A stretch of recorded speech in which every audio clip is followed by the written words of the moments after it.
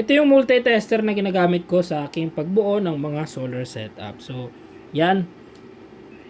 Halimbawa nito mga idol, titingnan nyo kung may kuryente yung kanyang mga linya. So, siset nyo lang dito, NCB. Pag nilagay nyo yan sa mga linya mga idol na naghihinala kayo na may kuryente, tutunog yan mga idol. Oh. Yan po yung setting niya. Oh, di ba? Tumutunog mga idol, umiilaw-ilaw pa. Yan. AC yun mga idol, kahit sa DC, tutunog din yan mga idol. Oh, oh di ba? Pag may voltage mga idol ay mag-a-alarm siya. Up, tapos wala na. Di ba?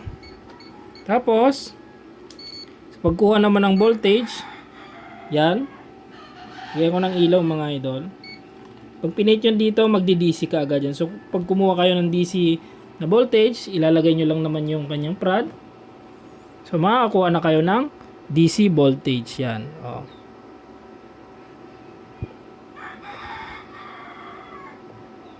So, yun. Pag AC naman, kita nyo naman DC. Dito, isang set. Magiging AC yan. So, AC, sundot nyo lang yung prad nya. 221 volts at yung prad nya ay nakalagay sa ating breaker. So, yun. Isa pa, yung pwede nyo gamitin dito mga idol, yung pagtingin ng hertz kung ilang hertz yung nilalabas ng ating inverter. So, pure sine wave yan mga idol yung ating snap inverter. Kaya dapat ay nasa around 60 Hz po yan. Tingnan natin. Dito po lalagay mga idol sa H tsaka Z. Sundot nyo lang.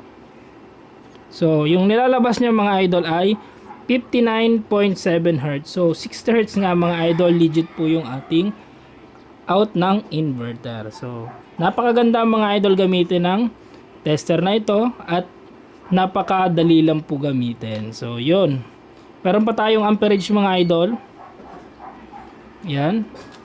So amperage naman, tingnan natin. Ang load lang natin mga idol is 9 watts. So tingnan natin kung magre-register kahit mababa lang. Yan. Meron tayong 0.04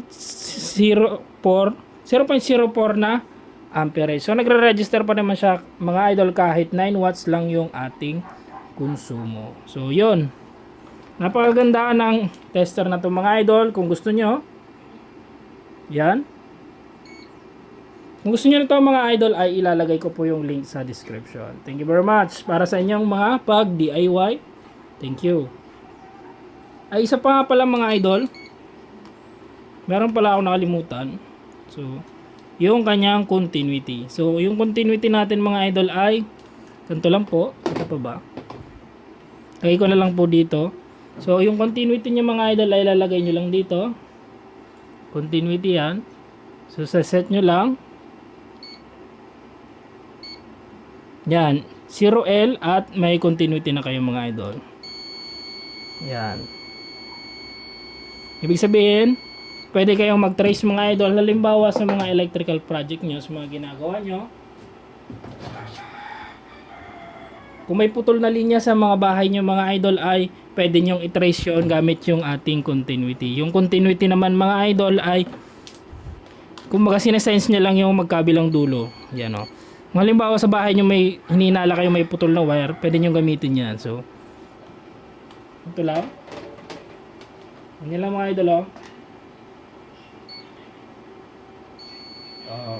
Kung putol naman yan mga idol ay hindi yan tutunog sa ating continuity. Yun lang mga idol. Thank you very much. Yan yung setting nya. Pa-like and share kung nakatulong.